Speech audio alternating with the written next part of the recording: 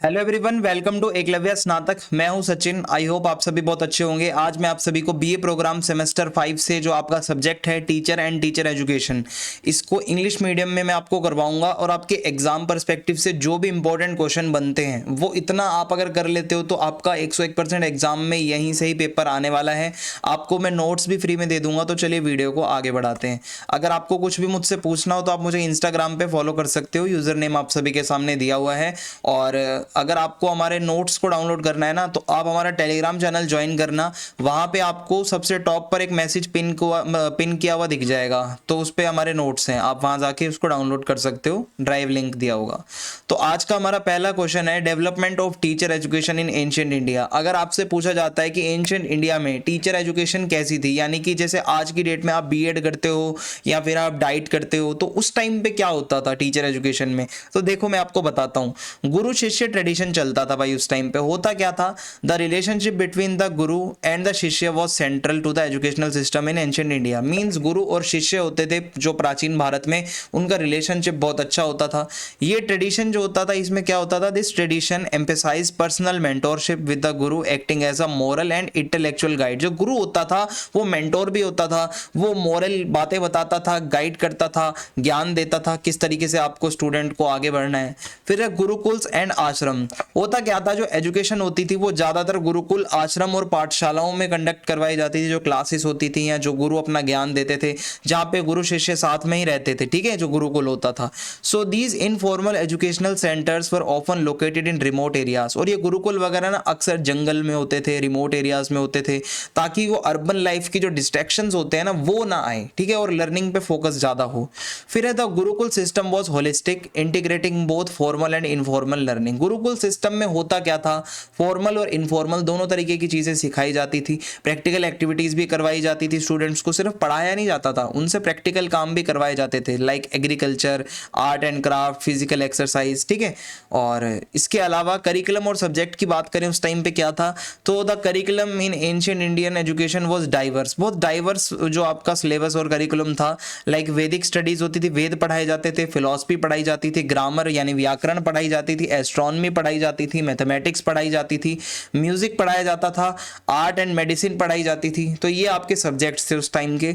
और special emphasis was placed on the study of Vedas. ज्यादा focus वेदों को दिया जाता था, क्योंकि प्राचीन भारत में गुरुकुल सिस्टम में वेदों को बहुत ज्यादा महत्व दिया गया था। और ऐसा भी नहीं है कि सिर्फ वेद ही पढ़ाई जाते थे, सेकुलर सब्जेक्ट्स भी पढ़ाए जाते थे, like arithmetics, logic, state craft, ठीक है। तो ये सारी चीज़ें भी पढ़ाई जाती थी। Training of teachers. अब टीचर्स को ट्रेन कैसे किया जाता था, सो teacher education was more informal in ancient India with prospective teachers receiving training from established scholars और थ्रू सेल्फ स्टडी। ज़्यादातर जो उस टाइम के टीचर्स थे वो अपने गुरुओं से सीखते थे या खुद से ही सेल्फ स्टडी करते थे। और in many cases a teacher would undergo a long process of learning. कभी कभी बहुत लंबा समय लगता था कि आपको टीचर बनने में, आपको एक मेंटोर, एक गुरु के गाइडेंस में रहना पड़ता था। जब तक आप दूसरों को पढ़ाओगे उससे पहले आपको एक मेंटोर, अपना एक गुरु बनाना पड़ता था, जिसके टच में आप रहोगे लॉन्ग टर्म तक, और आप काबिल हो जाओगे जब आप खुद पढ़ा पाओगे। So teachers were expected to acquire mastery not only over the subject matter but also over the art of teaching. यानी कि सिर्फ सब्जेक्ट्स की नॉलेज होना इनफ नहीं था, ठीक है, सब्जेक्ट्स की नॉलेज होना इनफ नहीं था, ठीक है, सब्जेक्ट्स की नॉलेज होना इनफ नहीं था, इसके अलावा वो टीचिंग का आर्ट भी होना चाहिए कि कैसे पढ़ाना है, वो ज़्यादा इंपॉर्टेंट है। तो इसमें आपको ये पता है कि कैसे अपनी बातों को कम्युनिकेट करना है, नॉलेज बतानी है कि सामने वाले को बोरिंग ना लगे, उसको भी इंटरेस्ट आए, ठीक है। और मोरल बातें भी, अच्छी बातें भी बतानी होती हैं, सिर्फ ये नहीं आप अकेडमिक बातें बता के आगे पढ़ा के आ गए। Moral and spiritual education. A key feature of ancient Indian teacher education was its focus on moral and spiritual development। होता क्या था उस टाइम पे, मोरल, सही और गलत क्या होता है, स्पिरिचुअलिटी क्या होती है, उसको भी सिखाया जाता था। Teachers were responsible for shaping the character of their student. जैसा गुरु होता है शिष्य भी वैसा ही माना जाता था।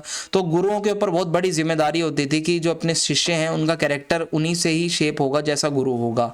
तो ऐसा ट्रूथ यानी कि हमेशा सच बोलना, नॉन वायलेंस और कंपैशन, डिसिप्लिन, ये गुरु में होगा तभी उनके शिष्यों में भी भी ये बातें आएंगी।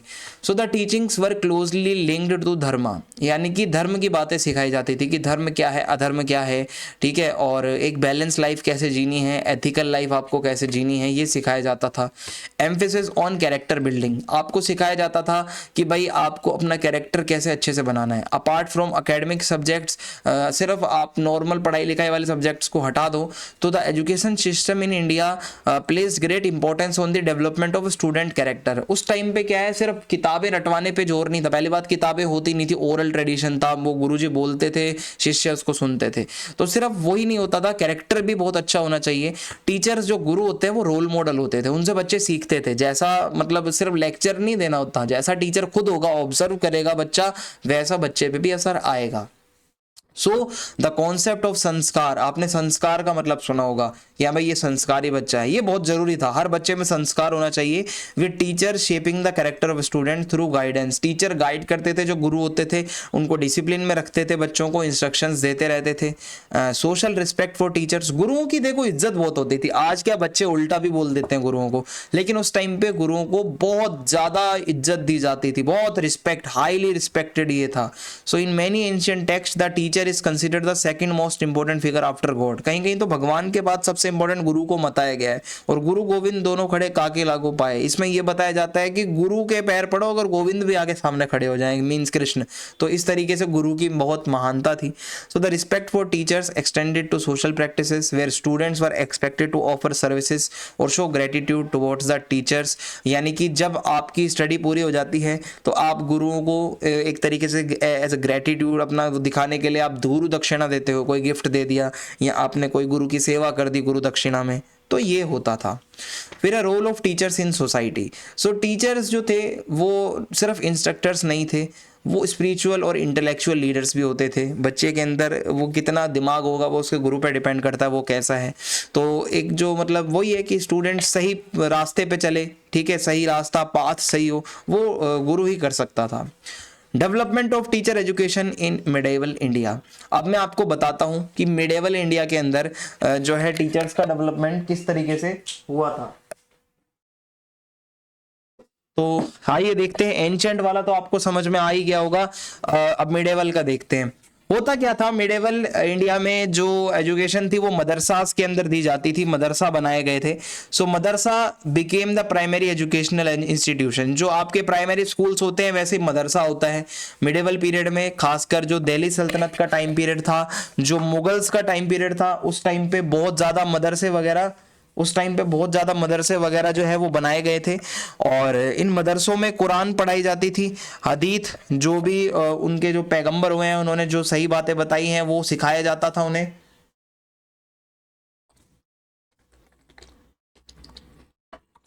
और इस्लामिक लॉज जो होते हैं, जो शरिया होता है, जो इस्लाम के अंदर कानून क्या क्या होते हैं, वो बच्चों को सिखाया जाता था। लॉजिक, एस्ट्रोनॉमी, मैथमेटिक्स, फिलॉसफी, ये सारी चीजें मदरसा के अंदर सिखाई जाती थी।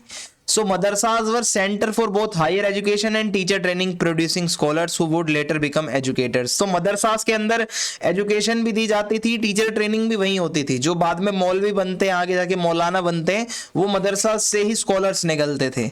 Influence of Islamic education. होता क्या था, जो इस्लाम के टीचर होते हैं उनको उलेमा कहा जाता था। मिडेवल जो टीचर एजुकेशन का टाइम है मिडेवल इंडिया में, सो उलेमा जो लोग जो होते थे वो टीचर होते थे। So the emphasis was on acquiring religious knowledge. ज्यादा फोकस रिलीजियस की मतलब रिलीजियन नॉलेज पे ज्यादा दिया गया था, मींस इस्लाम क्या कहता है, और जो है अरेबिक ग्रामर, पोइट्री, ये सब भी पढ़ाया जाता था। कुछ सेकुलर सब्जेक्ट्स भी होते थे। और the teaching method in madrasas often involve memorisation. Madrasas के अंदर जो टीचिंग मेथड चलता है वो रट्टा लगवाया जाता है, उसको बार बार रिसाइट करवाया जाता है। जो क्लासिकल टेक्स्ट होते हैं, अरेबिक में हो या किसी भी लैंग्वेज में है, जो इस्लामिक नॉलेज है उसको रटवाया जाता है वहाँ पे। So teachers were trained in a specialized form of education, acquiring deep knowledge of religious text and Islamic law. जो उलेमा होते थे, टीचर्स होते थे, वो बहुत डीप नॉलेज लेके आते थे भाई इस्लाम की। So they were expected to understand both religious and secular subjects. और उनसे ये उम्मीद की जाती थी कि इनको रिलीजियस नॉलेज के साथ साथ सेकुलर सब्जेक्ट्स की नॉलेज भी होनी चाहिए, ताकि वो इफेक्टिव अच्छे एजुकेटर बन सके। अब अगर करिकुलम की बात करूं तो थोड़ा डाइवर्स ज्यादा था as compared to ancient India, क्योंकि इसमें सब्जेक्ट है इस्लामिक ज्यूरिस्प्रूडेंस, ठीक है, यानी कि जो लॉ वगैरह हो जाता है इस्लामिक। अरेबिक लिटरेचर है, लॉजिक है, हैट्रिक है, मैथमेटिक्स है, एस्ट्रोनॉमी है, जियोग्राफी है, मेडिसिन है। ये सब्जेक्ट्स बेसिकली पढ़ाए जाते थे मदरसास के अंदर। और in addition to religious education subjects like history, philosophy and literature ये भी पढ़ाया जाता था। ठीक है, तो ये भी मतलब थोड़ा थोड़ा मुगल टाइम के अंदर शुरू हो गया था, जहाँ पे पर्शियन और संस्कृत में ज़्यादातर पढ़ाया जा रहा था उस टाइम, वो जो मिडेवल टाइम पीरियड था। लेकिन ये मदरसा वगैरह में पर्शियन और ये सब लैंग्वेज ज़्यादा चलती थी।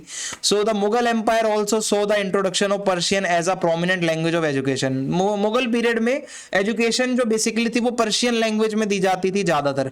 अलॉन्ग साइड अरेबिक भी चलती थी, बट पर्शियन ज़्यादा चलती थी, ये आप याद रखना।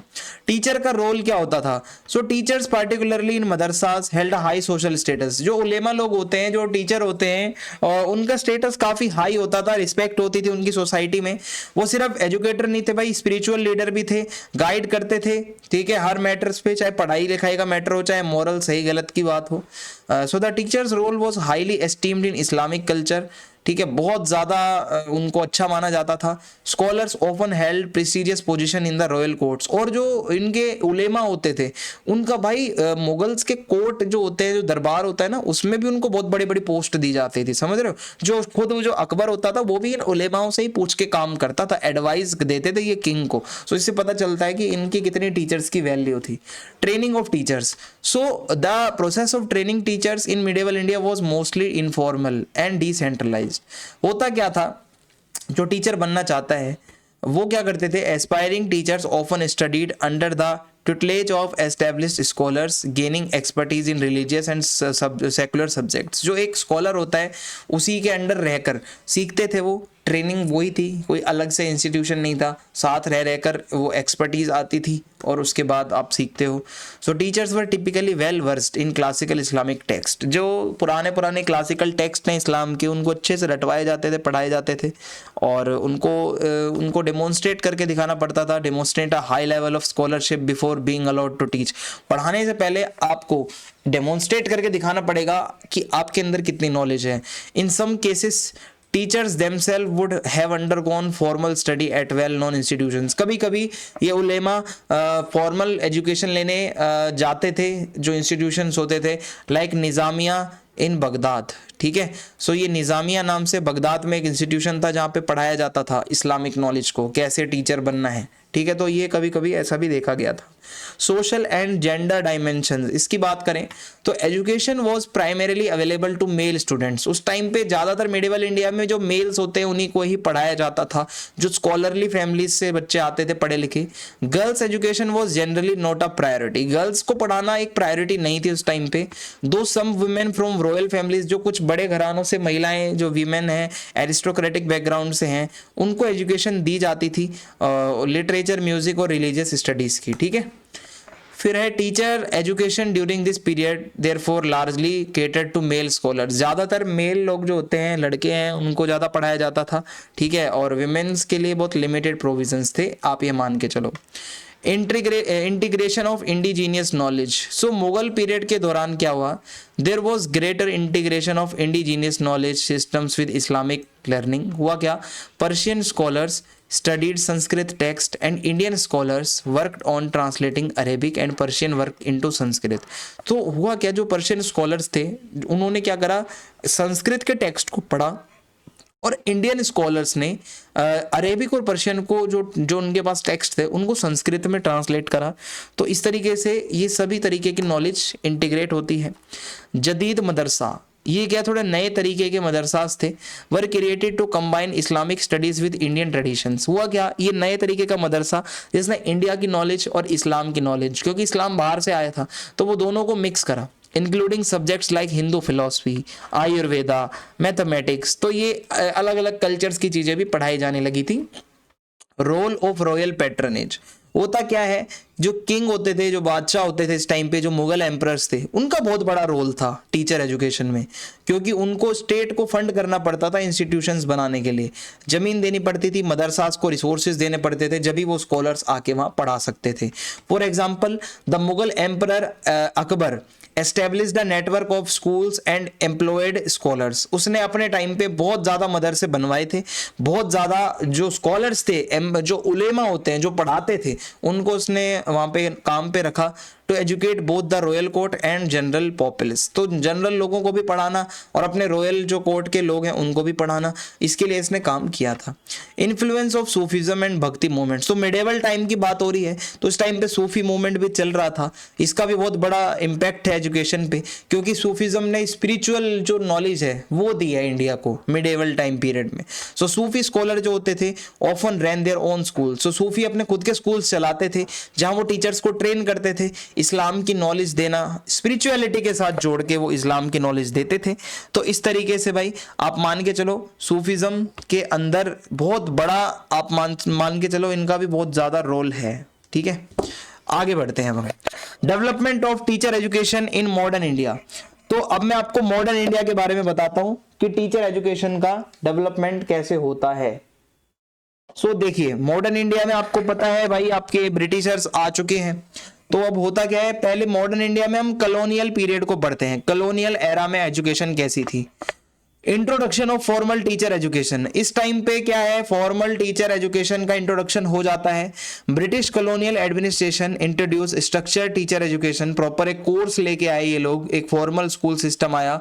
Institutions like normal schools and teacher training colleges were establish, इस टाइम पे प्रॉपर टीचर ट्रेनिंग के कॉलेज इन लोगों ने बनाए, एलिमेंट्री लेवल पे और सेकेंडरी लेवल पे टीचर कैसे पढ़ाएंगे उसके लिए। सबसे पहले 1854 में है वुड्स डिस्पैच, ये क्या है, foundation of teacher training. Teacher training कहां से शुरू होती है, so the Wood's dispatch was one of the first comprehensive policy, एक पॉलिसी का नाम है वुड्स डिस्पैच, जो कि हमारे यहाँ पे इंडिया में सबसे पहले एजुकेशन से रिलेटेड एक पहली पॉलिसी थी।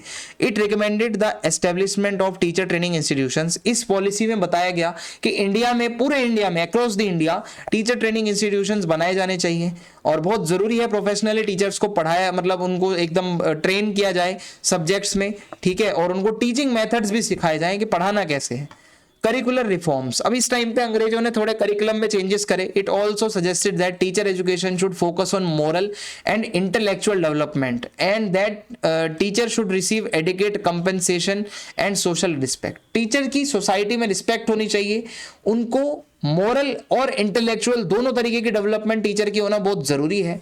सो ये जो पॉलिसी थी इसने बहुत बड़ा रोल प्ले किया टीचर एजुकेशन को इंस्टीट्यूशनलाइज करने में। ठीक है, और हंटर कमीशन है फिर 1882 में, इसमें टीचर एजुकेशन को और एक्सपेंड किया गया। द हंटर कमीशन, जैसे कि आपका इलेक्शन कमीशन होता है वो इलेक्शन के लिए काम करता है, ऐसे ही हंटर कमीशन था, उसका काम था टीचर एजुकेशन को ज्यादा से ज्यादा फैलाना, टीचिंग क्वालिटी को अच्छा करना, टीचर्स की क्वालिटी को अच्छा करना।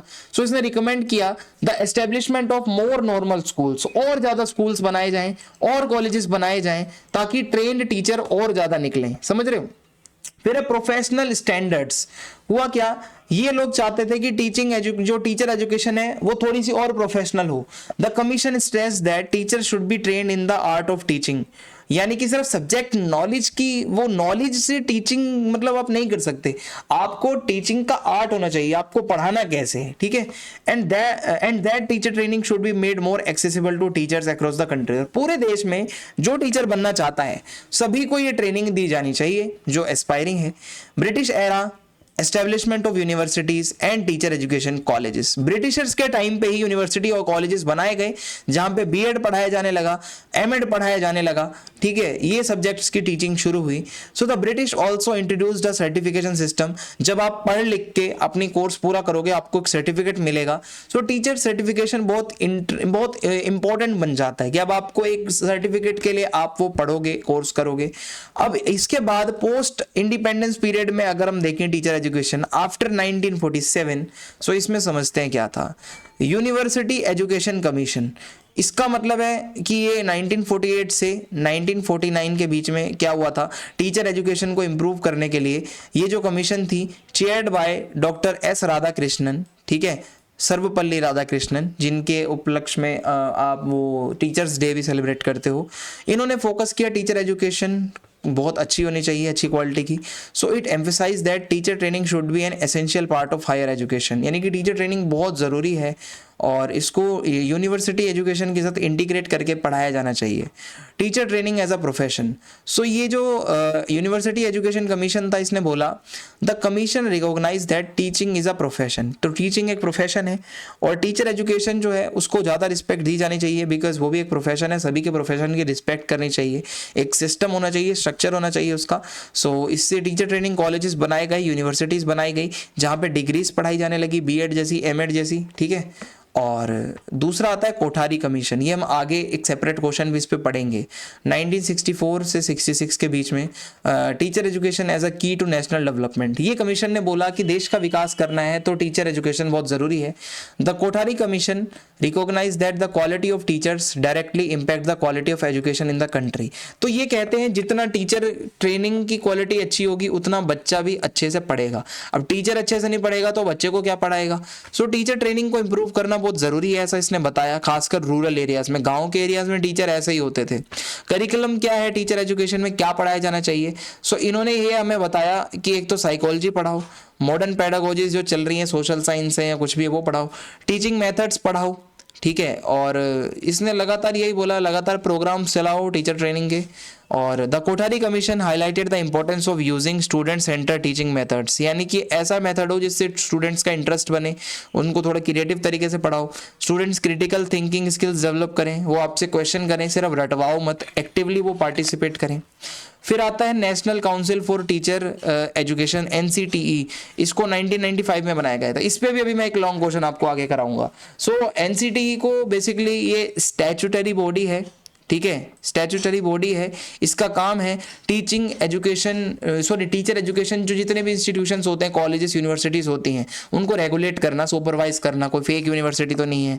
और ये बेसिकली जो मतलब बीएड कितने साल की होनी चाहिए, एमएड कितने साल की होनी चाहिए, और ये स्टैंडर्ड सेट करता है और करिकुलम बनाता है कि NCTE ही हमें बताता है कि बीएड में क्या पढ़ाया जाएगा, एमएड में क्या पढ़ाया जाएगा टीचर ट्रेनिंग प्रोग्राम के दौरान। फिर है teacher eligibility test and professional certification. अब एक टेस्ट होने लगा जिसको टेट कहते हैं, इसको CTET भी कहते हैं, teacher eligibility test. Teacher eligibility test, तो टेट बहुत इंपॉर्टेंट है कि आपको टीचिंग के अंदर अच्छे टीचर चाहिए तो आपके वो टीचर को ये टेट पास किया होना चाहिए। सब्जेक्ट नॉलेज का ये टेस्ट होता है आपका। आप प्राइमरी के टीचर बनोगे तो प्राइमरी नॉलेज पूछी जाएगी, आपकी नॉलेज क्या है सब्जेक्ट की, पेडागोजी की, ये सब आपसे इस टेस्ट में पूछा जाता है। फिर आपको सर्टिफिकेट मिलता है, फिर उस बेसिस पे आप क्लासरूम में घुसते हो जो क्वालिफाइड होगा CTET करा हुआ। फिर है the right to education, RTE act 2009। ये क्या है, राइट टू एजुकेशन 2009 में बेसिकली ये एक्ट आया था कि हर बच्चा उसको कंपलसरी एजुकेशन मिले प्राइमरी तक तो कम से कम, ठीक है। सो इसका यही था, प्रॉपरली ट्रेंड टीचर होने चाहिए जो बच्चों को पढ़ाने जाएं, क्वालिफाइड होने चाहिए। टीचर्स को भाई प्रोफेशनल क्वालिफिकेशन उनकी होनी चाहिए और उनको सर्टिफिकेट हो, उनके पास डिग्री हो, बहुत ज़रूरी है। और फिर है नेशनल एजुकेशन पॉलिसी 2020। इसमें भी यही है कि टीचर एजुकेशन जो है इसको ट्रांसफॉर्म करना है कि भाई टीचर हमारे और अच्छे हों। बीएड को 2 साल से बढ़ाकर 4 साल का किया गया कि भाई ताकि और डीपली बच्चा जाके पढ़े, ठीक है, और पेडागोजी को अच्छे से पढ़े और डीप नॉलेज ले। और मल्टी डिसिप्लिनरी अप्रोच का मतलब है encouraging teacher training to more flexible and interdisciplinary, allowing teachers to gain expertise in multiple areas. अब आप जो है ये कोर्स करते टाइम मल्टीपल सब्जेक्ट चूज कर सकते हो जिससे आपको थोड़ा अलग अलग डिसिप्लिन को आप पढ़ पाओगे। इसके अलावा इसमें बोला गया कि टीचर्स को टेक्नोलॉजी का यूज करना भी सिखाया जाए, कैसे ऑनलाइन क्लासेस लेनी है, वर्चुअल क्लासरूम्स कैसे होते हैं, एजुकेशनल मतलब जो एक्टिविटी कर रहे हो उसमें टेक्नोलॉजी कैसे यूज करनी है। सो इसके अलावा emphasis on continuous professional development means new education policy में बताया गया टीचर्स को ट्रेन लगातार समय समय पर किया जाए, ऑन गोइंग, चाहे वो इन सर्विस हैं चाहे वो सर्विस के पहले हो, और लगातार करिकुलम चेंजेस करते रहो, नए नए टीचिंग मेथड लाओ कि कुछ नया हो। फिर है की features of modern and post independence teacher education in India. अब की फीचर्स अगर आपको बताऊं तो बेसिकली मॉडर्न पीरियड में ये हुआ कि एक तो इंस्टीट्यूशंस बनने लगे, प्रोफेशनलाइजेशन आया थोड़ा, जैसे पहले गुरुकुल मदरसा चलते थे, प्रॉपर कॉलेज यूनिवर्सिटीज खोली गई और रेगुलेटरी बॉडीज बनाई गई जो कि निगरानी रखती हैं, एनसीटीई हो गया, ठीक है। करिकुलर रिफॉर्म्स हुए, भाई पेडागोजिकल थ्योरीज पढ़ाई जाने लगी आपको कि भाई कैसे टीचिंग की वो थ्योरीज होती हैं, साइकोलॉजी पढ़ाई जाने लगी, और आपको जो है इंफॉर्मेशन टेक्नोलॉजी का ज्ञान जरूरी है। तो ये सारी चीजें हुई। फोकस ऑन क्वालिटी, अब क्या है, टीचर की क्वालिटी अच्छी होनी चाहिए जिसके लिए आप उसका एक टेस्ट लेते हो, टीचर्स एलिजिबिलिटी टेस्ट। तो उससे क्या है, एक स्टैंडर्ड सेट हो जाता है कि हाँ आप जो टीचर्स की क्वालिटी को इम्प्रूव कर रहे हो। और टीचर्स को ये बताया जाता है कि ऐसा पढ़ाओ, हर तरीके के जो बच्चे होते हैं, जैसे स्पेशल बच्चे भी होते हैं, ठीक है, जो डिसेबिलिटी वाले हैं, मार्जिनलाइज कम्युनिटी से भी आते हैं, ऐसा पढ़ाओ कि आप सबको एक करके चलो, इंक्लूसिव एजुकेशन दो, ठीक है। अब हमारा अगला क्वेश्चन है यहाँ पे, pre service teacher education at different levels, ठीक है। तो प्री सर्विस यानी कि आप टीचर बनने से पहले क्या क्या करते हो वो मैं आपको बताता हूं। तो इसके अंदर आपके लिए pre service teacher education for primary school, primary level पे अगर आपको पढ़ाना है, एलिमेंट्री लेवल पे, तो द मोस्ट कॉमन, अगर आप बहुत सिंपल सा जो चलता है, हर कोई करता है प्राइमरी के लिए, वो डिप्लोमा करता है इन एजुकेशन, जिसको डीएड या डाइट कहा जाता है, 2 साल का होता है, आपने भी सुना होगा। इसके अलावा आप बीएड कर सकते हो। अभी तो सुप्रीम कोर्ट ने रोक लगा रखी है कि बीएड वाला जो है वो प्राइमरी में नहीं पढ़ा सकता, लेकिन पहले क्या होता था, बीएड वाले भी प्राइमरी में पढ़ा रहे थे। और इसके अलावा बीएड को 2 से 4 साल की भी कर दी गई है, ठीक है।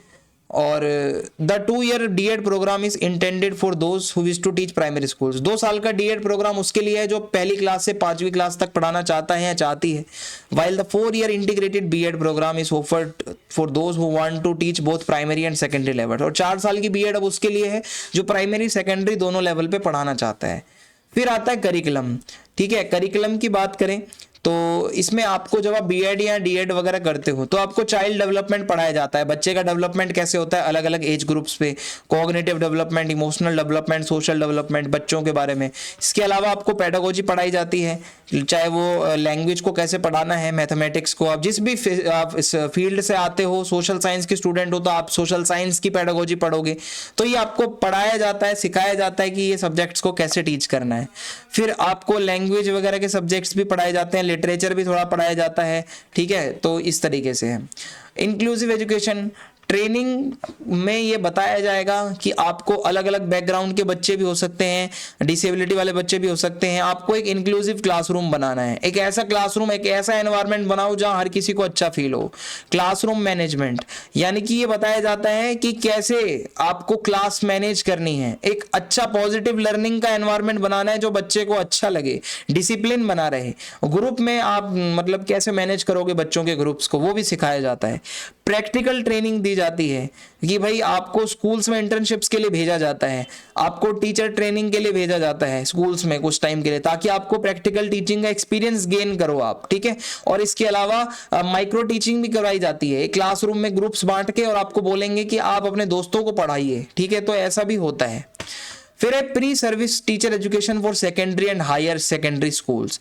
अब अगर आपको थोड़ा बड़े लेवल पे पढ़ाना है तो अब यहाँ पे डाइट या फिर डीएड नहीं, आपको बीएड करना पड़ता है, जो बेसिकली 2 साल तक चलती है अभी तक तो, और जिसको करके आप 6वीं से 10वीं तक पढ़ा सकते हो, और 11वीं से 12वीं तक भी, अगर आपने अपनी एमए भी या एमकॉम या जो भी आपने जो मास्टर्स कर रखी है जिसमें। और इसके अलावा कहीं कहीं पे बीएड के इंटीग्रेटेड प्रोग्राम्स भी चलते हैं, जैसे बीए बीएड हो गया, ठीक है। तो इसमें आपको ये 4 साल में बीए बीएड दोनों करवाया जाएगा। तो इसके अलावा एमएड भी आप कर सकते हो, ये भी आपका एमएड करने के बाद भी, ठीक है, जो थोड़ा और स्पेशलाइजेशन अपनी बढ़ाना चाहते हैं उनके लिए है।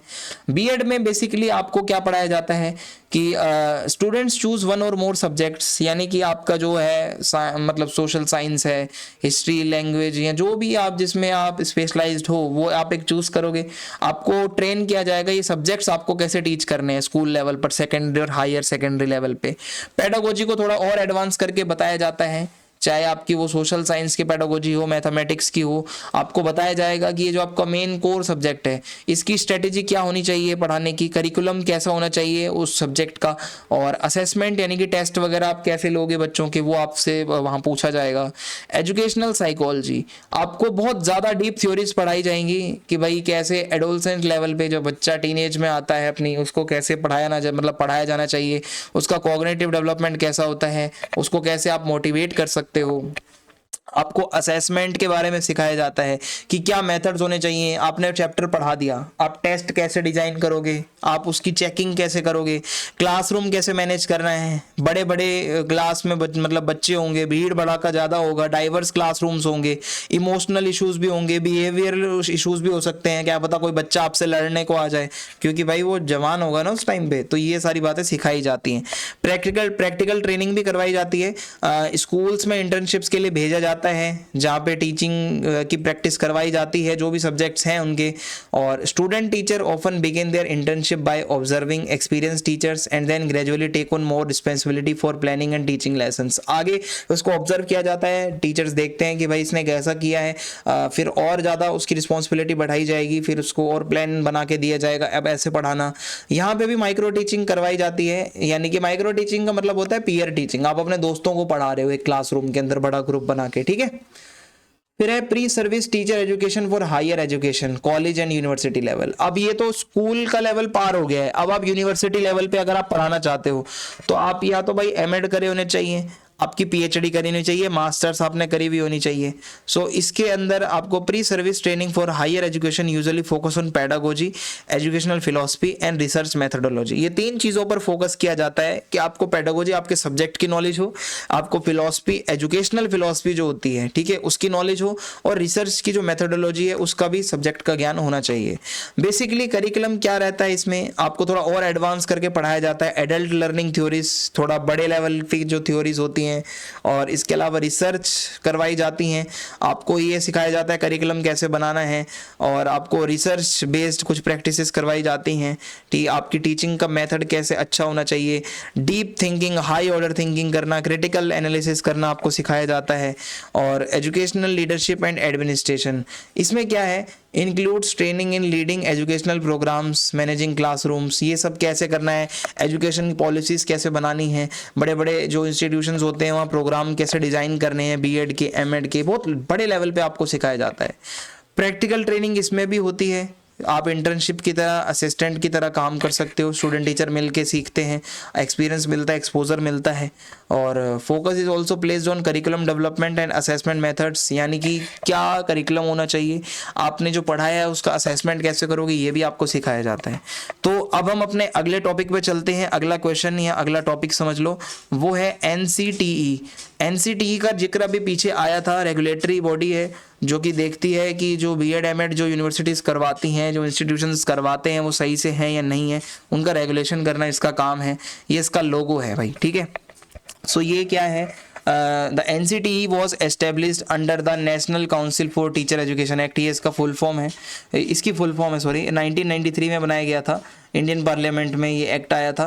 बेसिकली ये स्टैचूटरी बॉडी है जो कि रेगुलेट करती है टीचिंग एजुकेशन को इंडिया में, देखती है कि वो इंस्टीट्यूशन सही से काम कर रहे हैं या नहीं। बेसिकली इसके ऑब्जेक्टिव्स क्या हैं, टीचर एजुकेशन को इम्प्रूव करना, कि जो प्रोफेशनली जो टीचर्स हैं वो अच्छे से ट्रेंड होके आ रहे हैं या नहीं। रेगुलेट टीचर ट्रेनिंग इंस्टीट्यूशंस, की एक स्टैंडर्ड सेट करना कि आपको अगर बीएड करनी है तो इस कॉलेज से करो, वो एक स्टैंडर्ड सेट कर देंगे उसका। प्रमोट इक्विटी एंड एक्सेस, ये इस चीज़ पे फोकस करता है कि एजुकेशन हर जगह और हर किसी को मिले, ठीक है। और इसके अलावा इसके फंक्शंस क्या है मैं आपको बता देता हूँ।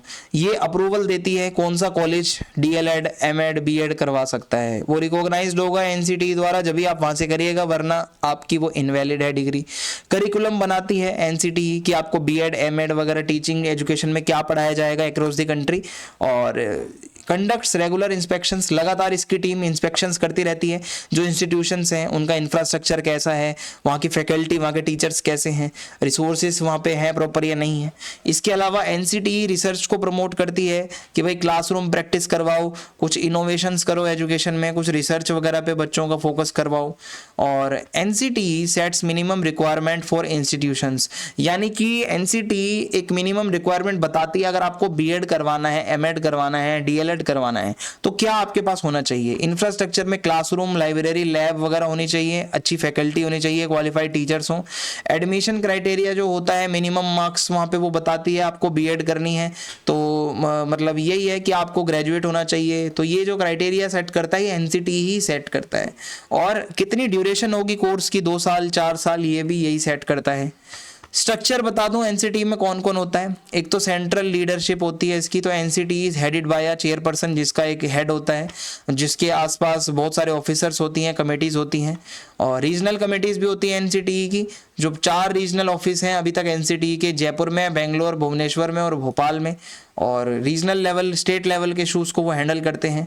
The general body and executive committee are responsible for policy making, जो जितनी भी पॉलिसीज बनती है, रूल रेगुलेशंस बनते हैं, वो जनरल बॉडी और एग्जीक्यूटिव कमेटी मिलकर बनाती है। और ज्यूरिसडिक्शन की बात करें तो इसका क्या है, NCT authority extends to all teacher education institutions. जो एनसीटी ने कह दिया पूरे इंडिया में जितने भी टीचर ट्रेनिंग एजुकेशनल इंस्टीट्यूशंस हैं वो सब पे लागू होता है, टेक्निकल इंस्टीट्यूशंस को छोड़कर, ठीक है, और लॉ वगैरह की यूनिवर्सिटीज़ को छोड़कर। बाकी हर जगह जहाँ पे भी BEd, DElEd, MEd, BPEd, MPEd, ये सब जगहों पर एनसीटी के रूल्स ही चलते हैं जो उसने बनाए हैं। NCTE regularly inspects teacher training institutions, लगातार इंस्टीट्यूशंस को वो इंस्पेक्ट करते हैं कि भाई जितने उसके नॉर्म्स उसने बनाए हैं वो उसके अकॉर्डिंग काम कर रहे हैं या नहीं। Institutions that fail to maintain standards, जो कि इंस्टीट्यूशंस ये सब फॉलो नहीं करते उन पर पेनल्टी लगाई जाती है, उनको फेक या फिर उनको लिस्ट से बाहर कर दिया जाता है। तो this ensures accountability and maintains the quality. अब ये अगर इतने कड़क एक्शन लेंगे तो एक यहाँ पे क्या होता है, एक क्वालिटी बनती है अच्छी कि हाँ भाई हर किसी के मन में एक डर होगा यार कि अगर ये नहीं करेंगे तो ये एनसीटी के लिस्ट से बाहर हो जाएंगे, तो कोई फ्रॉड नहीं करेगा। अब है एनसीईआरटी। एनसीईआरटी की आपने बुक्स वगैरह देखी होंगी 11th 12th 9th 10th में। सो ये क्या है, the national council of research, ठीक है, एजुकेशनल रिसर्च एंड ट्रेनिंग, ये इसकी फुल फॉर्म है। तो ये भी एक ऑटोनमस ऑर्गेनाइजेशन है जिसको इंडियन गवर्नमेंट चलाती है, जो बेसिकली स्कूल एजुकेशन की क्वालिटी, स्कूल लेवल पे जो एजुकेशन है 9th 10th 11th 12th, इसकी एजुकेशन को अच्छा करना है कैसे, उस पे काम करती है। तो इसका बेसिकली 1961 में इसको एस्टेब्लिश किया गया था by the government of India, और ऑटोनमस ऑर्गेनाइजेशन है जो कि मिनिस्ट्री ऑफ एजुकेशन के अंडर काम करती है, ठीक है। इसके ऑब्जेक्टिव्स क्या हैं, रिसर्च और इनोवेशन को प्रमोट करना स्कूल एजुकेशन के लिए, कि जो लोग हैं इसमें शामिल वो ये देखते हैं कि कुछ नया लाओ, रिसर्च करो, स्कूल एजुकेशन अच्छी बनाओ। Provide support to state and central governments for improving education policies and program. अगर स्टेट गवर्नमेंट हो या सेंट्रल गवर्नमेंट हो, उनको कोई भी एजुकेशन से रिलेटेड पॉलिसीज बनानी है तो एनसीईआरटी भी उसको सपोर्ट करता है, अपनी बात बताता है, एडवाइस करता है। Develop करिकुला and teaching learning materials, तो ये करिकुलम भी बनाता है एनसीईआरटी, टीचिंग ट्रेनिंग और ये टीचिंग लर्निंग मटेरियल्स जो होते हैं, कैसे आपको कुछ मटेरियल्स दिए जाते हैं जिससे आप पढ़ते हो, वो सब भी एनसीईआरटी बनाता है। करिकुलम डेवलपमेंट, तो एनसीईआरटी डिज़ाइन करता है नेशनल करिकुलम फ्रेमवर्क के अकॉर्डिंग कि क्या करिकुलम होना चाहिए। टेक्स्ट बुक छापता है अपनी 9 से 12th क्लास तक की, जो कि सीबीएसई के स्कूल्स में एनसीईआरटी की ही चलती हैं, लगभग और बोर्ड्स में भी एनसीईआरटी की ही बुक्स चलती हैं। रिसर्च एंड ट्रेनिंग, ये रिसर्च करता है लगातार और जो भी एजुकेशन में नया कुछ चल रहा है उसको देखता है। टीचर ट्रेनिंग में क्या नया आना चाहिए, क्या क्लासरूम के टेक्निक्स में नया होना चाहिए, उस चीज़ को ये ध्यान में रखता है। पॉलिसी सपोर्ट, यानी कि गवर्नमेंट को सपोर्ट करता है, एडवाइस करता है पॉलिसीज़ बनाने में। Text book and materials, so NCERT की टेक्स्ट बुक जो है वो बहुत मानी जाती है कि वो बहुत कॉन्सेप्ट बेस्ड होती हैं, इजी टू अंडरस्टैंड होती हैं। आप एनसीईआरटी में देखोगे बहुत अच्छी बुक्स होती हैं, और उससे एक एनसीईआरटी की बुक से यूनिफॉर्मिटी आती है कि पूरे देश में एक ही बुक चल रही है, यानी 36 पब्लिशर की अलग अलग बुक है। सो जो स्कूल्स होते हैं जो बेसिकली एफिलिएटेड हैं सीबीएसई से, तो वो एनसीईआरटी ही चलाते हैं।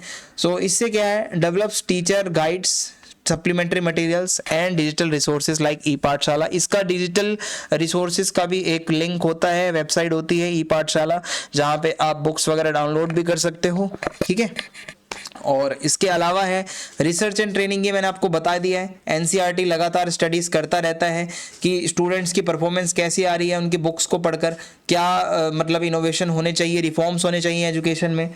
और टीचर ट्रेनिंग प्रोग्राम भी ये कंडक्ट करता है, जहाँ प्रिंसिपल्स को मतलब जो है बुलाया जाता है, टीचर्स को बुलाया जाता है, और ताकि वो अपनी स्किल्स और नॉलेज को और इनहेंस कर सकें। कोलैबोरेशन विद स्टेट्स, एनसीईआरटी जो है वो, एनसीईआरटी क्या है, नेशनल लेवल पे है, ऐसे स्टेट में होता है एससीईआरटी, स्टेट लेवल का जो होता है, तो ये स्टेट लेवल पे भी जुड़ा रहता है अपने स्टेट बॉडीज के साथ, ठीक है, ताकि लोकल लेवल पे भी काम अच्छे से हो सके। स्टेट स्पेसिफिक करिकुलम क्या होना चाहिए, मटेरियल कैसे बनना चाहिए, इसलिए क्वालिटी सुधारने पे ज्यादा ध्यान है। Support for national and international initiatives, तो इसके अलावा assist in implementing national programs, कुछ नेशनल प्रोग्राम है जैसे समग्र शिक्षा अभियान, राइट टू एजुकेशन, उसमें भी ये अपनी योगदान देता है। और ये यूनेस्को वगैरह और यूएनओ वगैरह, यूनिसेफ वगैरह के साथ भी मिलके काम करता है। तो एनसीईआरटी भाई बहुत सही है। अब हम आते हैं यूजीसी के ऊपर। यूजीसी यूनिवर्सिटी लेवल पे होता है, जो कि यूनिवर्सिटी ग्रांट्स कमीशन इसकी फुल फॉर्म है। सो इसका काम है, ये एक ऐसी ऑर्गेनाइजेशन है जो यूनिवर्सिटी और कॉलेजेस को सपोर्ट करती है। बेसिकली इसका काम ये है कि यूनिवर्सिटी लेवल पे एजुकेशन को अच्छा करना, फंडिंग देना यूनिवर्सिटीज़ को, और यूनिवर्सिटीज़ के लेवल पे rules regulations banana. Establishment and legal status, तो यूजीसी को 1956 में बनाया गया था under the university grants commission act 1956। सो इसका बेसिकली काम क्या है, ये भी एक स्टैट्यूटरी बॉडी है, मिनिस्ट्री ऑफ एजुकेशन के अंडर में ही आती है, और इसका मेन ऑब्जेक्टिव है हायर एजुकेशन को रेगुलेट करना। यूनिवर्सिटीज़ में क्या पढ़ाया जाएगा, क्या नहीं पढ़ाया जाएगा, उसको रेगुलेट करता है। फंडिंग देता है, फाइनेंशियल रिसोर्सेज देता है यूनिवर्सिटीज़ को, चाहे दिल्ली यूनिवर्सिटी हो, चाहे कोई भी यूनिवर्सिटी हो। रिसर्च को प्रमोट करता है, यानी कि फंडिंग देकर, सपोर्ट करके लोग ज़्यादा से ज़्यादा रिसर्च वर्क में आएँ, कुछ नया सीखें। और इसके फंक्शंस क्या है मैं आपको बताता हूँ। यूनिवर्सिटीज़ को रिकॉग्नाइज यही करता है कि कौन सही है, कौन गलत है, क्या वो स्टैंडर्ड्स को मीट करती हैं, जब भी वो यूनिवर्सिटी कहलाएगी। और फंड देना, एलोकेट करना फंड यूनिवर्सिटीज़ को डेवलप करने के लिए, इंफ्रास्ट्रक्चर डेवलपमेंट के लिए, एकेडमिक प्रोग्राम्स के लिए भी पैसे यही देता है। मॉनिटरिंग क्वालिटी, लगातार ये असेसमेंट करता रहता है, इंस्पेक्शन करता रहता है कि कैसी क्वालिटी है एजुकेशन की किसी पर्टिकुलर यूनिवर्सिटी में। पॉलिसी बनाता है, ठीक है, कि कैसे एग्जाम्स होने चाहिए, एडमिशन कैसे होना चाहिए, कोर्स कैसे बनना चाहिए, इसके लिए पॉलिसी भी बनाता है। स्ट्रक्चर की बात करें तो इसमें एक चेयरपर्सन होता है, जिसमें वाइस चेयरपर्सन्स भी होते हैं और भी मेंबर होते हैं। बेसिकली इसके रीजनल ऑफिसेज भी होते हैं अलग अलग पार्ट्स में कंट्री के, जो कि मिल के काम करते हैं। तो ये फंड देता है, नई यूनिवर्सिटी बनानी है, कोई नया डिपार्टमेंट बनाना है, उसके लिए पैसा देता है। किसी यूनिवर्सिटी का इंफ्रास्ट्रक्चर डेवलप करना है, उसके लिए पैसा देता है। और अगर आपने एक एग्ज़ाम होता है ना, नेट, यूजीसी नेट, आपने नाम सुना होगा, उसमें अगर आप जेआरएफ कैटेगरी में आते हो तो आपको स्कॉलरशिप और फेलोशिप भी देता है 40-45 हज़ार रुपये मंथली, ठीक है। तो ये इससे आप सपोर्ट कर सकते हो, आपको सपोर्ट मिलती है ना रिसर्च वर्क करने के लिए। रेगुलेटरी पावर्स, यानी कि एग्जामिनेशंस के लिए मिनिमम स्टैंडर्ड्स क्या होने चाहिए पढ़ाने के लिए, एग्ज़ाम्स के लिए, रिसर्च के लिए, उसको यही डिटरमाइन करता है। और अगर कोई यूनिवर्सिटी सही से काम नहीं कर रही तो उसको भाई ये बोल देगा कि नहीं, तुम जो हो इनवैलिड हो, ठीक है, अगर आप स्टैंडर्ड्स को मीट नहीं कर रहे हो। एकेडमिक गाइडलाइंस निकालता है, यानी कि करिकुलम बनाता है, सिलेबस बनाता है अलग अलग डिसिप्लिन्स के लिए। और ये कोशिश करता है स्किल बेस्ड एजुकेशन ज़्यादा हो, मल्टी डिसिप्लिनरी एजुकेशन हो, बच्चों को ज़्यादा से ज़्यादा चीज़ें पढ़ने को मिले। और इसके अलावा जो सीबीसीएस सिस्टम होता है, ठीक है, जो कि आपका चॉइस बेस्ड क्रेडिट सिस्टम है। आपको पता होगा पहले के बच्चे सीबीसीएस वाले उसमें आते थे, फिर अभी वाला जो बैच आपका चल रहा है एनईपी वाला बैच है। तो ये सारी चीज़ें यही करता है। और आपका एकेडमिक बैंक ऑफ क्रेडिट ये भी बनवाया जाता है, आपका भी सबका होगा। तो ये सब इनिशिएटिव्स यूजीसी लेता है। प्रमोट रिसर्च एंड इनोवेशन, तो ये फंडिंग करता है रिसर्च के प्रोजेक्ट के लिए, जो पीछे मैंने आपको बताया। यूजीसी नेट जेआरएफ अगर आप कैटेगरी में आते हो, या आरयू ऐसे है, मेजर माइनर रिसर्च, छोटे मोटे जो रिसर्च प्रोजेक्ट्स होते हैं उसमें भी आपको फंडिंग करता है। और यही है, रिसर्च वगैरह के लिए आप जाओगे नॉलेज लेने के लिए तो आपको बहुत मदद मिलती है यूजीसी की तरफ से। Focus on inclusivity and equity, ये फोकस करता है कि एजुकेशन ज़्यादा से ज़्यादा लोगों तक पहुंचे। SC ST कैटेगरी के लोग हैं, इकोनॉमिकली वीक हैं या अंडर रिप्रेजेंटेटेड ग्रुप्स हैं, सबको एजुकेशन मिले। स्कॉलरशिप्स देता है, फाइनेंशियल एड देता है, खासकर जो मार्जिनलाइज्ड कम्युनिटीज़ हैं उनको। इम्प्लीमेंटेशन ऑफ नेशनल पॉलिसीज, जैसे हमारी नेशनल पॉलिसी है NEP, जिसके आप बैच के स्टूडेंट हो, उसको इम्प्लीमेंट करने का काम पूरे देश की यूनिवर्सिटी में UGC ने ही तो किया था। और ये डिजिटल एजुकेशन भी उसको भी प्रमोट करता है। इसके खुद के प्लेटफॉर्म हैं, स्वयं और EPG पाठशाला। तो ये सारी चीज़ें, इनके ऑनलाइन पोर्टल्स भी हैं जहाँ पे ये मटेरियल वगैरह देते हैं। Support for distance and online education, UGC ही जो होता है आपका IGNOU वगैरह को भी रेगुलेट करता है, जो आपकी ओपन यूनिवर्सिटीज़ है, IGNOU, SOL, ठीक है, DU SOL वगैरह, तो ये सब है। मॉनिटरिंग एंड एक्रेडिटेशन, इसका मतलब है ये यूनिवर्सिटीज़ को मॉनिटर करके उनको कुछ पॉइंट्स देता है, जिसको वो एक बॉडी होती है NAAC, ठीक है, उसको वो बॉडी जो है हर कॉलेजेस को देखती है कि वो कितने अच्छे से काम कर रहे हैं, फिर उसको कुछ पॉइंट्स मिलते हैं, फिर वो एक रैंक की लिस्ट आती है हर साल, ठीक है, और उस लिस्ट में लिखा होता है कि भाई कौन सा कॉलेज किस नंबर पे आया। तो नंबर 1 पे अभी इस बारी क्या हिंदू कॉलेज आया था, मैं भी वहीं से पास आउट हूँ, BA प्रोग्राम किया था मैंने, और मैं हिंदू कॉलेज से रेगुलर ही पास आउट हूँ। और यही है कि भाई वो लगातार देखता है कि सही से काम हो रहा है या नहीं हो रहा। और UGC जो होता है वो फेक यूनिवर्सिटीज़ की लिस्ट भी जारी करता है, ठीक है। तो ये क्या करता है, बताता है कि कौन सी यूनिवर्सिटी फेक है, कौन सी यूनिवर्सिटी जो है वो रियल है, फ्रॉड है। तो इस तरीके से ये आपकी हेल्प करता है। अब आता है डाइट, ठीक है। डाइट समझते हैं क्या है। Diet basically primary teacher training के इंस्टीट्यूशंस होते हैं। So the district institute of education and training, ये डिस्ट्रिक्ट लेवल पे होता है, छोटे लेवल पे। और ये बेसिकली इंस्टीट्यूट्स होते हैं जहाँ पे प्राइमरी एजुकेशन को कैसे पढ़ाया जाना है वो आपको सिखाया जाता है डिस्ट्रिक्ट लेवल पे। इसको बनाया गया था under the national policy on education 1986, जो पॉलिसी आई थी एजुकेशन पे, उसके अकॉर्डिंग डाइट्स को बनाया गया था ताकि एलिमेंट्री एजुकेशन को मजबूत किया जा सके और प्रोफेशनल टीचर्स आए, डिस्ट्रिक्ट लेवल पे से टीचर्स निकले, ऐसा था कुछ प्लान। और इसके ऑब्जेक्टिव्स में है to improve the quality of elementary education through teacher training, curriculum development, educational research. इसका मेन काम है कि टीचर ट्रेनिंग को अच्छा करना, करिकुलम अच्छे से डेवलप हो और रिसर्च ज़्यादा हो, और यानी कि इसके अलावा एलिमेंट्री एजुकेशन का यूनिवर्सलाइजेशन हो, यानी कि सभी तक एलिमेंट्री एजुकेशन पहुंचे। उसके लिए आपको टीचर्स भी चाहिए होंगे, ठीक है, सेंट्रल लेवल पे, स्टेट लेवल पे टीचर्स हों जो प्राइमरी को पहले खुद सीखें फिर पढ़ाएं। तो इसका बेसिकली क्या फंक्शन है, क्या काम है, वो मैं आपको बता देता हूँ एक बारी। टीचर ट्रेनिंग यानी कि डाइट का मेन काम होता है प्री सर्विस और इन सर्विस जो लोग होते हैं उनके लिए टीचर ट्रेनिंग के प्रोग्राम चलाना और उनकी प्रोफेशनल स्किल्स को इन्हेंस करना, नॉलेज बढ़ाना, करिकुलम डेवलप करना कि भाई स्टेट लेवल पे क्या करिकुलम है, लोकल नीड्स क्या है, उसके अकॉर्डिंग करिकुलम बनाना, और टीचिंग मटेरियल्स और रिसोर्सेज तैयार करना, एजुकेशनल रिसर्च करवाना बच्चों से लगातार, ठीक है। और support for non formal education, जो डाइट होती हैं वो नॉन फॉर्मल एजुकेशन को भी सपोर्ट करती हैं, लाइक उन लोगों को भी ट्रेनिंग और रिसोर्सेज देना जो लोग क्या है कि जो मतलब नॉन फॉर्मल लर्निंग में ज़्यादा इंटरेस्टेड है, जो आ नहीं पा रहे हैं, उनके लिए भी कुछ ऐसा ऑप्शन देना, ठीक है, सोचना।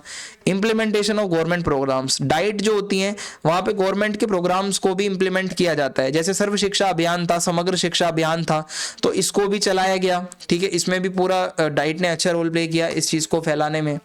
टारगेट ऑडियंस क्या है, तो डाइट में बेसिकली आपको एलिमेंट्री लेवल पे जो टीचिंग है वो सिखाई जाती है, प्राइमरी और अपर प्राइमरी।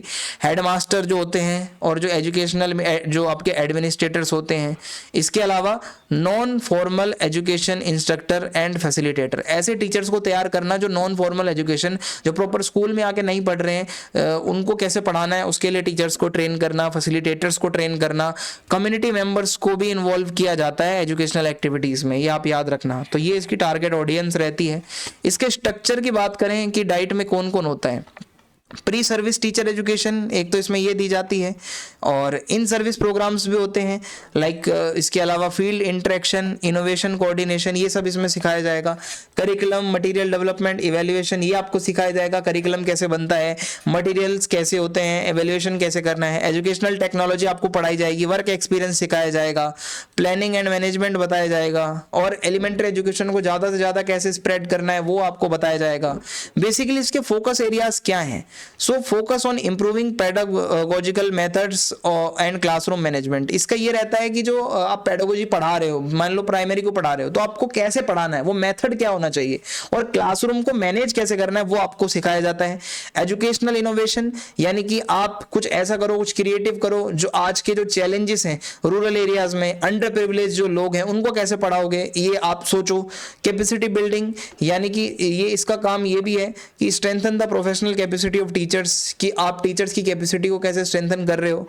डिसेंट्रलाइज्ड एजुकेशन, यानी कि आप लोकल नीड्स को देखते हुए आप कुछ ऐसा, आप कुछ एजुकेशनल इनिशिएटिव्स लो, कुछ ऐसा सिखाओ कि जो भाई एकदम ग्रास रूट लेवल तक आप अच्छे से पढ़ा पाओ लोगों को।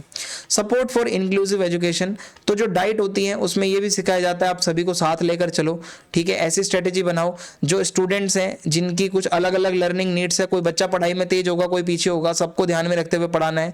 कोई बच्चा चिल्ड्रन विद वो डिसेबिलिटी भी होगा, स्पेशल बच्चा भी होगा, उसको कैसे पढ़ाना है, ये सब देखा जाता है। कोलैबोरेशन विद लोकल बॉडीज, जो डाइट होती हैं वो अक्सर SCRTs के साथ कोलैब करती हैं, ठीक है। SCRT के अंडर ये डाइट की, मतलब स्टेट लेवल पे जो इंस्टीट्यूशन है वो SCRT है, उसके अंडर में ये डिस्ट्रिक्ट लेवल पे जो डाइट इंस्टीट्यूशंस होते हैं जहाँ पे बच्चे पढ़ते जाते हैं, अपना वो 2 साल वाला डिप्लोमा करते हैं, ठीक है। अब हमारा अगला जो टॉपिक है वो है national educational commission 1964-1966, also known as the Kothari commission. अब कोठारी कमीशन को डीपली समझते हैं, मैं आपको बताता हूँ। सो ये जो कोठारी कमीशन है ये इंडिया की जो गवर्नमेंट थी उसी ने ही बनाई थी, बेसिकली रिफॉर्म्स करने के लिए एजुकेशन में। सो इसको 1964 में बनाया गया था under the chairmanship of doctor DS Kothari, इसी वजह से इसका नाम कोठारी कमीशन भी है। बेसिकली इसको बनाया गया था एक एजुकेशन में रिफॉर्म हो, जो इंडिया के सोशल इकोनॉमिक डेवलपमेंट करना है, उसको करने के लिए एजुकेशन का बहुत बड़ा रोल है। इसके ऑब्जेक्टिव्स क्या थे? Evaluate the existing education system in India. इसको पहले तो इवेल्युएट करना है, देखना है कि ऑलरेडी जो इंडिया में एजुकेशन का सिस्टम चल रहा है वो सही है या गलत है। फिर इसको करना था रिकमेंड कि क्या इंप्रूव करना चाहिए, क्या चेंज होना चाहिए, क्या क्वालिटी में बदलाव आना चाहिए, ठीक है। और इसके अलावा promote a national integration approach while ensuring individual development, यानी कि कैसे आप एजुकेशन में कुछ ऐसा करो पूरे देश का उसमें भला हो, इंडिविजुअल डेवलपमेंट भी हो। और इसकी की रिकमेंडेशन क्या थी? अब कोठारी कमीशन ने क्या बताया, ये इंपॉर्टेंट है। इसने बोला फ्री एंड कंपलसरी एजुकेशन, ये कहता है सभी को जो 14 साल तक के बच्चे हैं उनको फ्री एजुकेशन मिलनी चाहिए अगर आपको देश को आगे ले जाना है। और focus on science and technology, बच्चों को साइंस टेक्नोलॉजी का भी ज्ञान दो ताकि वो इंडस्ट्रियल और टेक्नोलॉजी नीड्स को समझे कंट्री की। इक्वल अपॉर्चुनिटी दो सभी को, ये कास्ट सिस्टम वगैरह हटाओ, सबको पढ़ने दो, SC ST विमेन सबको पढ़ाओ, ठीक है, ये इसने बोला। और इसने बोला 3 लैंग्वेजेस का फॉर्मूला बताया। इसने बोला 3 लैंग्वेजेस में स्कूल में पढ़ाना चाहिए, रीजनल लैंग्वेज, हिंदी और इंग्लिश। इसके अलावा vocationalisation of education, vocational subjects पढ़ाओ सेकेंडरी और हायर सेकेंडरी लेवल पे, ताकि आपको काम धंधा मिलने में आसानी हो। इंटीग्रेशन ऑफ स्टेजेस, यानी कि strengthen the link between primary secondary and higher education for a seamless transition. एक लिंक बनाओ प्राइमरी सेकेंडरी और हायर एजुकेशन के बीच के जो करिकुलम में, सिलेबस में, कि लिंक्ड रहे सब कुछ। आपने जो 11th 12th में पढ़ा है वो कभी 6th 7th में भी पढ़ा होगा, बट हल्के लेवल पे, ठीक है। ऐसे एक लिंक बना के पढ़ाओ। फिर एजुकेशन फॉर नेशनल डेवलपमेंट, यानी कि ये कहते हैं कोठारी कमीशन वाले कि एजुकेशन बहुत ज़रूरी है देश को आगे ले जाने के लिए, इकोनॉमिक और सोशल डेवलपमेंट के लिए। और एजुकेशन एक मॉडर्नाइजेशन का टूल है, लोग पढ़ेंगे लिखेंगे तो मॉडर्न होंगे, प्रोडक्टिव होंगे, ठीक है, सोसाइटी का ट्रांसफॉर्मेशन अपने आप होगा। फोकस ऑन टीचर एजुकेशन, तो ये कहते हैं कि टीचर एजुकेशन के ज़्यादा से ज़्यादा यूनिवर्सिटीज़ खोलो, प्रोग्राम्स चलाओ, और ताकि ज़्यादा से ज़्यादा प्रोफेशनल्स आए, ठीक है, और टीचर्स बने। यूनिवर्सल लिटरेसी एंड एजुकेशन, यानी कि बेसिकली इसका काम है aim for universal primary education by 1986, हर जगह पे प्राइमरी एजुकेशन कम से कम हो। फोकस ऑन एडल्ट एजुकेशन, जो एडल्ट्स हैं उनको तो जरूर पढ़ाया जाए ताकि यार ये इलिटरेसी ना हो ज़्यादा एडल्ट्स में, लोग हमारे पढ़े लिखे हों यार, रूरल एरियाज के खासकर। और एलोकेशन ऑफ रिसोर्सेज, यानी कि इसने बोला कि थोड़ा परसेंटेज बढ़ाओ यार, 6% ऑफ द GDP आप लगाओ एजुकेशन पे, इंफ्रास्ट्रक्चर बनाओ, टीचर्स को रिक्रूट करो, और जो मटेरियल चाहिए वो लाओ यार। मॉरल एंड वैल्यू एजुकेशन, बोला कि बच्चों को मॉरल एजुकेशन भी दो उनके करिकुलम में, ताकि बच्चों का कैरेक्टर भी डेवलप हो, वो देश के प्रति एक अपना वो अच्छा भाव उनके अंदर आए। Special focus on rural education, तो इसने बोला कि देखो जो गांव के एरियाज है, रूरल एरियाज है, उनको एजुकेट करना बहुत जरूरी है, वहां के जो बच्चे हैं, तो रूरल यूनिवर्सिटीज, कॉलेजेस, स्कूल्स खोलो, वहां की नीड्स को समझो। फिर है सेकेंडरी एजुकेशन कमीशन 1952। इसके अंदर क्या था, देखो इसको क्यों बनाया गया था, इंडियन गवर्नमेंट ने इसको बनाया था, इस कमीशन को। The Indian government wanted to improve secondary education, जो 6ठी से 12वीं क्लास तक की एजुकेशन होती है, इंडियन गवर्नमेंट उसको इंप्रूव करना चाहती थी इंडिपेंडेंस के बाद। तो 1952 में under the leadership of doctor A Lakshmana Swami Mudaliar इसको बनाया गया था कि सेकेंडरी एजुकेशन को बेटर करने के लिए क्या चेंजेस करें। तो मेन पर्पस था इसका कि एजुकेशन को थोड़ा प्रैक्टिकल बनाओ, रटना कम करो, और स्टूडेंट्स को जॉब और उसके लिए प्रिपेयर करो, हायर एजुकेशन के लिए स्टूडेंट्स को ग्रो करो, रिस्पॉन्सिबल बनाओ, स्किल्ड बनाओ, मॉरल इंडिविजुअल बनाओ, मोरालिटी का उसमें डेवलपमेंट करो बच्चों में। इसने रिकमेंड क्या किया था मैं आपको बताता हूँ। इसने बोला सेकेंडरी एजुकेशन को 3 पार्ट्स में डिवाइड करो। लोअर सेकेंडरी, एक तो 6ठी से 8वीं क्लास तक को, ये एक कैटेगरी बनाओ जहाँ बेसिक एजुकेशन दो।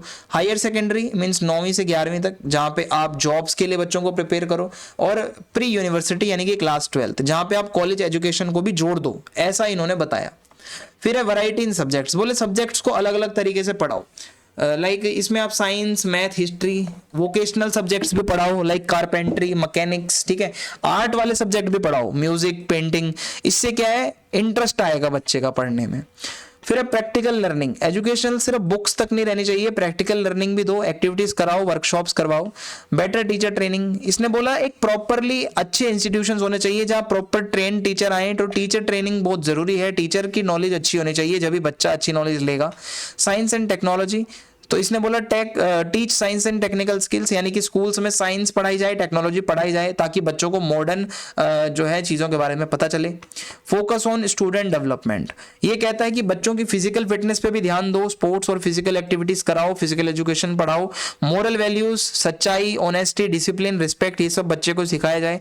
एक्स्ट्रा करिकुलर एक्टिविटीज करवाओ, जैसे डिबेट करवाना, म्यूजिक, ड्रामा, ताकि बच्चे का ऑल ओवर डेवलपमेंट हो, ठीक है। गाइडेंस एंड काउंसलिंग, बच्चे की काउंसलिंग करो, बच्चे को गाइड करो, ऐसे सब्जेक्ट दो जो उसका इंटरेस्ट है, उसके फ्यूचर करियर में क्या प्लान बनना चाहिए वो उसको हेल्प करो, काउंसलर्स हों स्कूल्स में, टीचर्स हों। Changes in exams, the commission said exam should not just test memory. Exam का मतलब ये नहीं आप कितना रट के आए हो मेमोरी, एग्जाम्स में ये होना चाहिए कंटिन्यूस असेसमेंट करो, जहां आप लगातार उसकी परफॉर्मेंस देखो, क्लास परफॉर्मेंस, प्रोजेक्ट बनवाओ, उससे उसका पार्टिसिपेशन करवाओ। नहीं, ऐसा नहीं कि बस साल में एक एग्जाम ले लिया खत्म, नहीं, कंटिन्यूस उसका असेसमेंट करो। मल्टीपर्पज स्कूल्स, इसने बोला स्कूल्स के अंदर क्या है, एकेडमिक, वोकेशनल, आर्टिस्टिक, तीनों तरीके की चीजें एक ही जगह बच्चे को मिलनी चाहिए। ये होता है मल्टीपर्पज स्कूल। ये होंगे तो बच्चा टैलेंटेड बनेगा, एकेडमिक्स में भी अच्छा होगा। स्कूल्स की फैसिलिटी अच्छी हो, अच्छे क्लासरूम बनाओ, लाइब्रेरी वगैरह अच्छी सी हो जहां बच्चा पढ़े, लेबोरेटरीज बनाओ, साइंस एक्सपेरिमेंट करे बच्चा, जहां पे प्लेग्राउंड बनाओ जहां बच्चा खेले जाके। और टीचिंग का जो मेथड है, जो मीडियम है सॉरी, वो मदर टंग होना चाहिए या रीजनल लैंग्वेज, ताकि वो अच्छे से समझ पाए। आप इंग्लिश में बच्चे को पढ़ाओगे वो सीधा नहीं समझ पाएगा, वही चीज हिंदी में पढ़ाओगे वो जल्दी समझेगा। इंग्लिश को आप सेकंड लैंग्वेज की तरह पढ़ाओ, ताकि वो बच्चा ग्लोबली भी कम्युनिकेट कर सके किसी अंग्रेज के बच्चे से, ठीक है। दोनों तरीके से एजुकेशन दो। इक्वल एजुकेशन फॉर ऑल, सभी को एजुकेशन मिले, रूरल स्टूडेंट्स, लड़के हो लड़कियां हो, सबको चांस मिले भाई। और एजुकेशन को वो जो है वोकेशनल बनाओ, वर्क के साथ जोड़ो, ठीक है। जो कॉलेज नहीं जा सकते, मतलब उससे क्या होता है, उनको सीधा काम कर सकते हैं स्कूल खत्म करते हैं, अगर वोकेशनल नॉलेज होगी उनके पास। अगला टॉपिक है हमारा यहाँ पे नेशनल एजुकेशन पॉलिसी 2020। तो ये सबसे लेटेस्ट वाली पॉलिसी है, आपके एग्जाम में आने के चांसेस ज़्यादा हैं। तो नेशनल एजुकेशन पॉलिसी 2020 क्या है, तो ये एक पॉलिसी है जो कि गवर्नमेंट ऑफ इंडिया लेकर आई 2020 में एजुकेशनल सिस्टम को बदलने के लिए। इसका मेन ये था एजुकेशन को मॉडर्न बनाना, इंक्लूसिव बनाना, फ्लेक्सिबल बनाना और स्किल लाना, स्किल बेस्ड एजुकेशन हो। सो पहले 1986 की एजुकेशन पॉलिसी चली आ रही थी इंडिया में, अब 2020 वाली आई। इसके मेन गोल्स क्या है, क्वालिटी एजुकेशन सभी को मिले, चाहे रूरल एरिया हो या फिर अंडर प्रिविलेज स्टूडेंट्स हैं। स्टूडेंट्स को 21st सेंचुरी के अंदर रहना है, तो उनके अंदर क्रिटिकल स्किल हो, क्रिएटिविटी हो, प्रॉब्लम सॉल्विंग उनकी वो स्किल्स हो, तो वो उसको डेवलप करना। इंडिया को ग्लोबल नॉलेज का हब बनाना, मल्टीलिंगुअल एजुकेशन देना, हर लैंग्वेज में बच्चे को सिखाओ, रीजनल लैंग्वेज में भी बच्चे को पढ़ाओ। सो इसने स्कूल एजुकेशन के अंदर कुछ बदलाव बताए हैं, वो आपको समझा देता हूँ। तो न्यू एजुकेशन पॉलिसी 2020 में एक नया स्ट्रक्चर है 5+3+3+4 का। तो इसमें एजुकेशन को 4 स्टेजेस में डिवाइड कर दिया है। सबसे पहली स्टेज है फाउंडेशनल स्टेज 5 ईयर्स तक की। ये क्या है, प्री स्कूल। इसमें होता क्या है, इसको प्री स्कूल का टाइम बोला गया है, ठीक है। इसमें क्या है, 3 साल आपको प्री स्कूल में प्लस उसकी जो आपकी प्री स्कूल होते हैं और एक क्लास फर्स्ट और सेकंड, ये आपका फाउंडेशनल स्टेज में 5 साल का रहता है जो बच्चा पढ़ेगा। फिर आता है प्रिपरेटरी स्टेज 3 साल तक की होती है, क्लासेस 3 to 5, ठीक है, क्लास 3rd 4th और 5th। इसमें एक्टिविटीज थोड़ी थोड़ी बच्चे को करवाओ। फिर मिडिल स्टेज है 3 साल की, जहाँ क्लास 6 7th 8th है, जहाँ बच्चे को थोड़ा क्रिटिकल थिंकिंग करना सिखाओ। और सेकेंडरी स्टेज है 4 साल की, class 9th 10th 11th 12th, जहाँ बच्चे को फ्लेक्सिबिलिटी दो थोड़ी, वो कोई भी स्ट्रीम चूज करे आफ्टर 10th, वो साइंस लेना चाहता है, ह्यूमैनिटीज लेना चाहता है या कॉमर्स, वो उसके ऊपर छोड़ दो। कंपलसरी एजुकेशन यानी कि सभी को 6 से 14 साल तक के जो बच्चे थे पहले इसके लिए वो था, अब ये बोला गया है कि जो 3 से 18 साल तक के बच्चे हैं सबको कंपलसरी एजुकेशन मिले। और बच्चों को ऐसा इंश्योर करना कि बच्चे रीड राइट कर सकें, पढ़ सकें, लिख सकें, और मैथमेटिक्स बेसिकली उनकी मतलब बेसिक मैथ्स अच्छी हो। और teach children in mother tongue, Hindi में पढ़ाओ, जो उनकी मदर टंग है उसमें पढ़ाओ, रीजनल लैंग्वेज में पढ़ाओ, कम से कम 5th क्लास तक, उसको इंग्लिश का जोर मत डालो। और 3 लैंग्वेजेस पे ज्यादा फोकस करो, एक तो लोकल लैंग्वेज 5th क्लास तक, हिंदी और इंग्लिश, ये 3 लैंग्वेज उसको आनी चाहिए। नो रिजिड स्ट्रीम्स, स्ट्रीम वाला सीन मत रखो। आप 10th के बाद आर्ट्स लो, कॉमर्स लो, साइंस लो, वो आपके ऊपर है। पहले क्या होता था, आपको नंबर लाने पड़ते थे, उसके अकॉर्डिंगली आपको स्ट्रीम मिलती थी। अब ये रिजिडिटी खत्म कर दी गई है। स्किल्स डेवलप करो भाई, वोकेशनल ट्रेनिंग प्रोग्राम्स लाओ क्लास 6 में, लाइक कोडिंग, कारपेंट्री, गार्डनिंग, ये चीजें भी पढ़ाओ, कोडिंग वगैरह, तो बच्चा 12th के बाद कुछ काम भी कर पाएगा। प्रैक्टिकल नॉलेज दो बच्चों को, ऐसा इसने बताया। और एग्जामिनेशन में रिफॉर्म करो कि भाई रट्टा वाली लर्निंग खत्म करो, कंटिन्यूस असेसमेंट, प्रोजेक्ट और आपके ग्रुप डिस्कशंस और कॉम्पिटेंसी बेस्ड लर्निंग हो, ठीक है। Board exams will test understanding not just memorization. Board exam ऐसा हो जहां बच्चे की अंडरस्टैंडिंग का पता चले, ये ना पता चले कितना वो रट के आया है।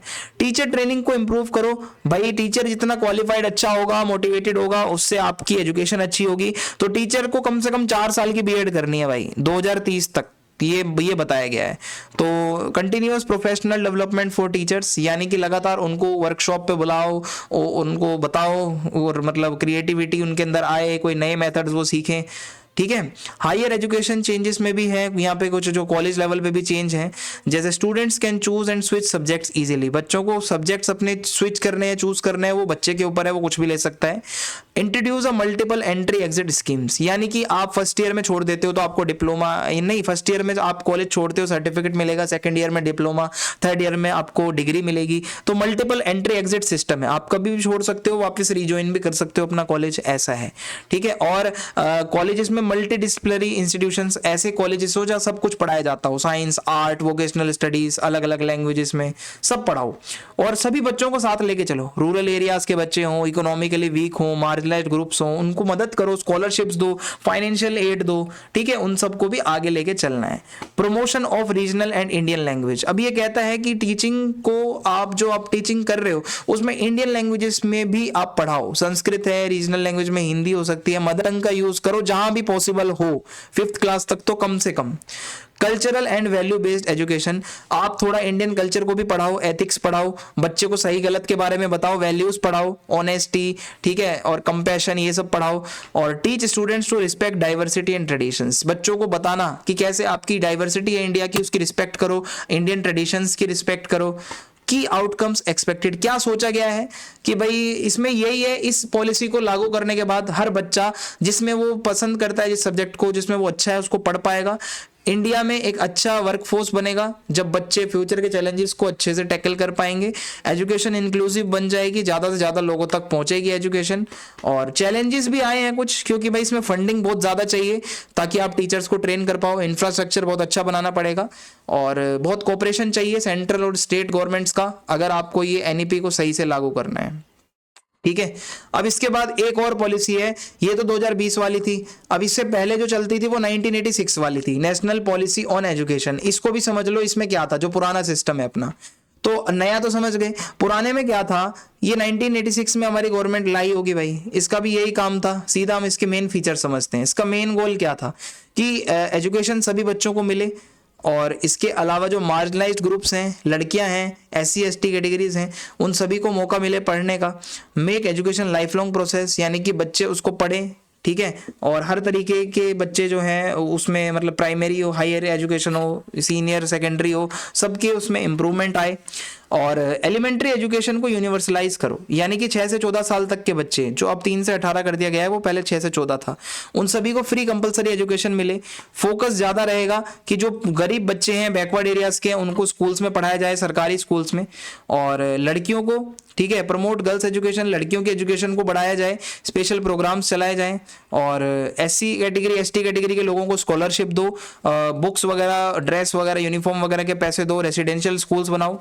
और इसके अलावा जो डिसेबल जो चिल्ड्रन हैं उनके लिए थोड़ी इंक्लूसिव एजुकेशन हो, टीचर्स डेडिकेटेड हो उनके लिए और जो उनको अच्छे से समझ पाएँ। और early childhood care and education, यानी कि इसमें प्री प्राइमरी एजुकेशन के ऊपर फोकस किया गया। जो बच्चा बहुत छोटा है तो उसको क्या पढ़ाना है, तो इसके लिए आंगनवाड़ी प्रोग्राम्स बनाए गए जहाँ बच्चा खेलेगा, कूदेगा, थोड़ा तैयार होगा स्कूल में जाने के लिए, ठीक है, प्रिपेयर होगा। फिर है वोकेशनल एजुकेशन, इसमें यह भी बोला गया था कि वही है, वोकेशनल वाला पॉइंट सेम ही है। और हायर एजुकेशन की बात करें, जो कॉलेज और यूनिवर्सिटी लेवल की है, तो उसमें अपॉर्चुनिटीज़ ज़्यादा मिले बच्चों को, रिसर्च बच्चे ज़्यादा करें, रट्टा कम लगाएं, साइंस टेक्नोलॉजी की जो फील्ड है उसमें बच्चे आगे बढ़ें, उस पर फोकस हो। टीचर एजुकेशन को इम्प्रूव करो भाई, कैसे इम्प्रूव होगा, इंस्टीट्यूशंस बनाओ, इंफ्रास्ट्रक्चर अच्छा करो और लगातार प्रोग्राम्स चलाओ टीचर्स को ट्रेन करने के। एडल्ट एजुकेशन, ये बहुत ज़रूरी है, जो लोग एडल्ट हैं उनको लिटरेट करना बहुत ज़रूरी है, स्पेशली रूरल एरियाज़ में जो विमेन वगैरह हैं, ताकि जो एडल्ट्स हैं उनके लिए लाइफ लॉन्ग लर्निंग प्रोग्राम्स बनाओ जिससे वो अपनी स्किल्स को इन्हेंस करें, नॉलेज उनको मिले।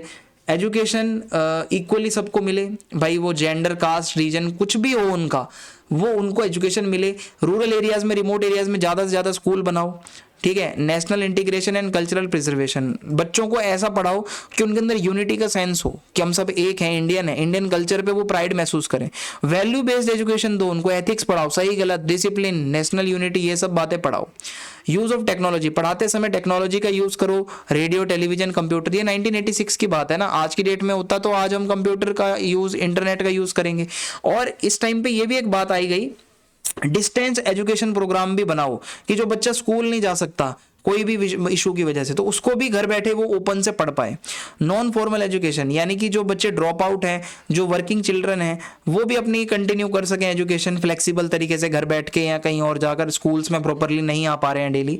और तो इसके लिए क्या रिफॉर्म्स किए गए, एक तो ऑपरेशन ब्लैक बोर्ड चलाया गया जिसके अंदर प्राइमरी स्कूल जितने भी हैं उसका इंफ्रास्ट्रक्चर डेवलप करा जाए, क्लासरूम बढ़ाए जाएं, ब्लैक बोर्ड ज़्यादा हो, पीने का पानी अच्छा हो, टॉयलेट बनाए जाएं।